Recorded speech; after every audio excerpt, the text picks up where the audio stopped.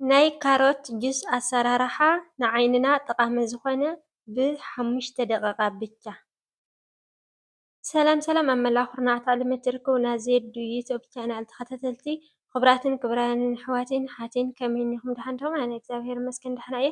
ክቡራት ተኸታተልቲ ሎሚ ከዓ ከምቲ ልሙድ ጠቓሚ ዝበልክዎ ንኣኻትኩም ሒዘልኩም መፅየ እኒአኹ እሞ ንሳ ከዓን ናይ ካሮት ጁስ ኣሰራርሓ ንዓይንና ጠቓሚ ዝኾነ ብ5 ደቂቓ ብቻ ብዙሕ ዓይነት ጥቕሚ ዘለዎ ናይ ካሮት ማለት እዩ ክቡራት ኣሕዋተይ እና ክቡራትን ክቡራንን ቅድሚ ናፍታ ቪድዮ ማሊ ኣሰራርሓ ከዓን ንዛ ቻናለይ ሓደሽቲ ዝኾንኩም ንዛ ደወል ነኺእኹም ሳብስክራይብ ብምግባር ቤተሰብ ኩኑ ኢኹም ኩሉ ግዜ ኣነ ሓፍትኩም ከምዚ ዝበለ ጠቓሚ ዝበልክዎ ንኣኻትኩም መድሓኒት ኩሉ ግዜ ሒዘልኩም ክመፅእ እየ ክቡራትን ክቡራንን። ስለዚ ንስኻትኩም እውን ምንቲ ሸር ኮይኑ ክመፀልኩም ነዛ ደወል ሳብስክራይብ እናገበርኩም ምትብባዕኩም ኣይፈለይን ማለት እዩ ክቡራትን ክቡራንን። ስለዚ ኣነ ሓፍትኩም ሎማዓልቲ ሒዘልኩም መፅየ ዘለኹ ድማ ኩሉ ግዜ ኣብ ሓፈሻዊ ሚድያ ክትረኽብዎ ትኽእሉ ኢኹም። ነገር ግን እዙይ ከዓን ብዙሕ ዋላ ድኣ ንፍለጦ እምበሪ ጥቕሙ ግን ኣብዝሓ ዘይንፈልጦ ስለ ዘለና ድማ ሒዘልኩም መፅየ እኒኹ። ኣነ ሓፍትኩም ኩላተን ተንቲነ ንምንታይ ይጠቕመና ክነግረኩም እየ። እናላብቲ ኣሰራርሑ ክብለኩም ምሳይ ሰዓቡ። መጀመርታ እዘን ዘድልያና ቀመማት እዚኣተን ኣዘጋጅየ እኒኹ ማለት እዩ ክቡራትን ክቡራንን። ንስኻትኩም እውን ከምዚ ጌርኩም ክተዘጋጅዩ ኣለኩም ማለት እዩ። መጀመርታ ካሮት ማለት እዩ ሓፂብና ኣፅሪና ከምዚ ጌርና ክንመልጦ ኣለና ማለት እዩ። ምክንያቱ ምስኡ ዝመፁ ባክተርያናት ብዙሓት ስለ ዝኾኑ ስለዚ ግን ብደንቢ ጌርና ክነፅርዮ ኣለና ማለት እዩ። እዚኣ ከዓ መሳርሒ እያ ብኡ ገይረ ኣፅርየዮ እቲ ላዕሊ ላዕሊ ገፊፎዮ ማለት እዩ። ካሜራ ልትሕዘለይ ስለ ዝሰኣንኩ እየ ኣቀራሪበ ቀሪበ እዩ ዘለኹ ማለት እዩ ክቡራት ተኸታተልተይ። ካብኡ ድማ ሎሚን ከዓን ካብኡ እውን ትምሪ ማለት እዩ። ትምሪ ግን ከም ድልየትኩም እስኻትኩም ከም ምርጫኹም ትገብርዎ ትኽእሉ ኢኹም። ኣነ ግን ትምሪ ሓዊሰ ስለ ዝጥቀሞ እየ ኣምፂልኩም ዘለኹ ማለት እዩ። ግን ክጥቀምዎ ከለኹም ካሮት ብቻ ትትኾነልኩም ደስ በሃሊ ማለት እዩ። ምክንያቱ ካሮት ብዙሕ ጥቕሚ ዘለዎ ማለት እዩ ክቡራትን ክቡራንን። ኩሉ ጥቕሚ ዘለዎ እንድዩ ግን ናይ ካሮት ናይ ባዕሉ ትሕዝቶ ኣለዎ፣ ናይ ትምሪ ከዓ ናይ ባዕሉ ትሕዝቶ ኣለዎ ክቡራትን ክቡራንን። ስለዚ ካብቶም ብዙሓት ጠቐምቲ ዝበሃሉ ኣነ ሓደ ካሮት ንዓኻትኩም ዝጠቕመኩም እዩ ኢለ ኣምፂልኩም እኒኹ ማለት እዩ። ጥቕሙ ከዓ ንምንታይ ንምንታይ ይጠቕመና ማለት እዩ ኩለን ተንቲነ ክነግረኩም እየ ማለት እዩ። እና ክቡራትን ክቡራንን እዛ ቪድዮ እስካብ መጨረሻ ተኸታተልዋ ማለት እዩ ክቡራትን ኣሕዋተይ። ኣነ ሓፍትኩም ከምዚ ገይረ ኣዘጋጅየን ዘለኹ ድማ ኣፀራርየ ሓፃፂበ ማለት እዩ ክቡራት ኣሕዋተይ። ምክንያቱ ብዙሕ እንትን ከይህልዮ ብዙሕ ባክተርያ ከይህልዮ ማለት እዩ። ኣነ ከምዚ ገይረ መንፈሱ እውን ብደንቢ ጌርክን እዙ ናድሕሪቱ ክተፅርዩ ኣለክን ክቡራት ኣሕዋተይ እየ። እና ክቡራት ኣሕዋተይ ካሮት ብዙሕ ጥቕሚ እዩ ዘለዎ። 400 ቫይታሚን ኤ ዝሓዘ እዩ ካሮት ማለት እዩ ክቡራት ኣሕዋተይ። ካሮት 400 ቫይታሚን ኤ ዝሓዘ እዩ ክቡራት ኣሕዋተይ። ኣብ ሰውነትና ድማ ብዙሕ ለውጢ ብዙሕ በቃ ኣብ ሂወትና ዘለው ሕማማት ዝበሃሉ ንኩሉ ዓይነት ዝከላኸለልና ሓደ በተለይ በተለይ ዓይንና ማለት እዩ ክቡራት ኣሕዋተይ ኩሉ ተንቲነ ክነግረኩም እየ። ካሮት ማለት እዩ ጥቕሙ ብዙሕ ጥቕሚ ኣለዎ። ሓደ ንልቢ ሕማም ልቢ ለለና ሰባት ይከላኸለልና። እዙይ ከዓን እቲ ትምሪ ከዓን መሊጥከን ኢኹም ክትገብርኡ ዘለኩን ናይ ውሽጢ ውሽጢ ክተውፅኦ ኣለኩን ማለት እዩ። እና እስካብ መጨረሻ ክፍፅመልኩም እየ እዚኣ እሞ ካብኡ ከምዚ ጌርክን ከዓን ክትዕስርኡ ማለት እዩ ክቡራት ኣሕዋተይ።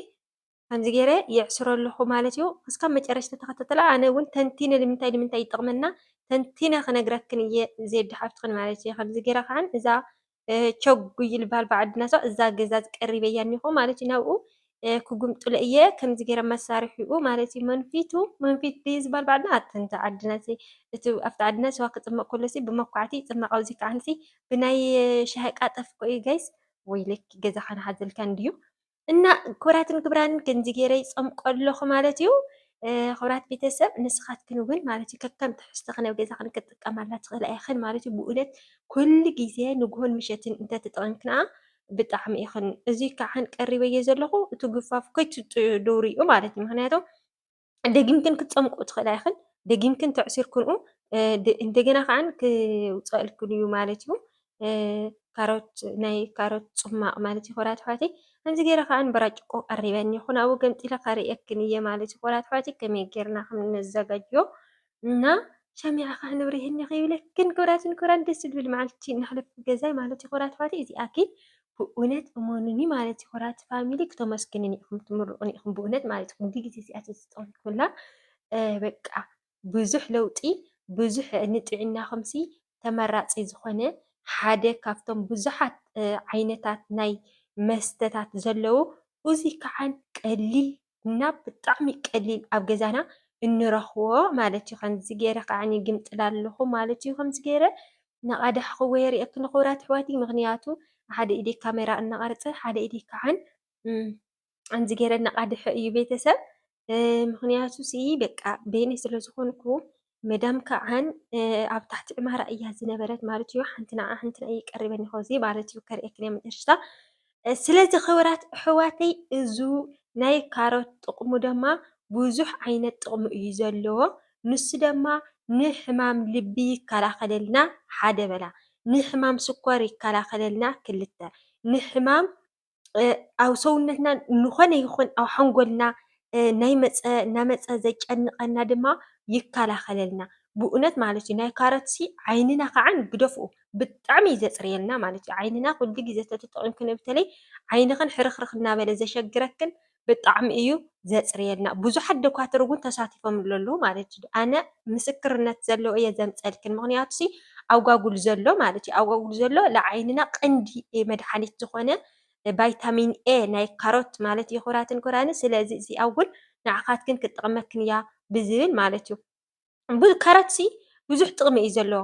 ሓደ ክሬም እውን ክጥቀማሉ ትኽእላ ኢኽን ክሬም እውን ካልኣይ ግዜ ከምፀልክን እየ ችግር የብሉን እና ኣብ ሰውነትና ብዙሕ ጥቕሚ ኣለዎ። ሓደ ከዓ ንስንና ስንና እውን ሲ ከፅርየልና ይኽእል ማለት እዩ ክቡራትን ክቡራንን። ስለዚ ሓፍትክን ዘዱ ከምዚ ገይረ ድማ እናሰተኹ ይርከብ ማለት እዩ። እና ክቡራት ኣሕዋተይ ብእውነት ብዙሕ ቫይታሚን እዩ ዘለዎ ማለት እዩ። ርአዩ 400 ቫይታሚን ኤ ዝሓዘ ኮይኑ ሲ እቲ አንደኛ እዩ ካሮት ማለት እዩ። ኣብዝሓ ዘይፈልጦ ሰብ የለን ማለት ይኮነን ግን ወላ ድኣ ንፍለጦ እምበሪ ናይ ካሮት ሲ ጥቕሚ ውሽጡ ሲ ኣይፈለጥናየን ዘለና ማለት እዩ። ንልቢ ይከላኸል ድዩ ኣይከላኸል ድዩ ንዓርሱ ማለት እዩ ኣይፈለጥናየን ዘለና። ስለዚ ብእውነት ጨጎራ ዋላ ኣነሲ ንኣብነሲ ስቲ ተቢለህሲ ንኾነ ነገር ውልዕ ገለ ተልካሲ ብጣዕሚ ዝተሰተኻሲ ንእሽተን ይሓድገካ ማለት እዩ ኩራትዬ። እና ክቡራት ኣሕዋተይ ኩሉ ግዜ ክተስተኽድምኡ ክጥቀምኡ ዘለክን እቲ አንደኛ ቫይታሚን ኤ ዝኾነ ካብቶም ብዙሓት ዓይነታት መሳርሕታት ዘለዉ ቫይታሚን ኤ 400 ናይ ካሮት ጥቕሚ ዝሓዘ እዩ ክቡራት ኣሕዋተይ። ብዙሕ ከዓን ኣለዉ ገሊፆምዎ ኣነ ምግላፅ ስለዘይክእል እምበሪ ማለት እዩ። ብዙሓት ደኳትር ተሳቲፎምሉ ኣለዉ እዮም። ሰርች ጌርክን ኣብ ጓጉል ክትረኽቡ ትኽእላ ኢኽን ማለት እዩ።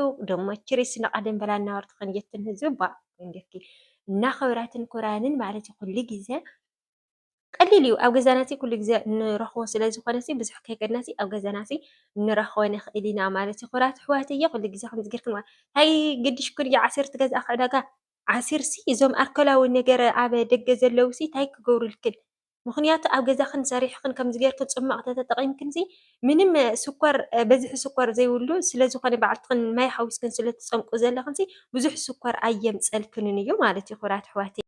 እቶም ክዕዳጋ ገዚእና መስተታት ነዘጋጅዮም ማለት እዩ ኣብ ሰውነትና ብዙሕ ጉድኣት ኣልኮላዊ ስለ ዝኾኑ ብዙሕ ስኳር ኣውዚሖም ስለ ዝሰርሕዎ ብዙሕ እንትን ጉድኣት ይፈጥሩልና ማለት እዩ ኣብ ሰውነትና ማለት እዩ።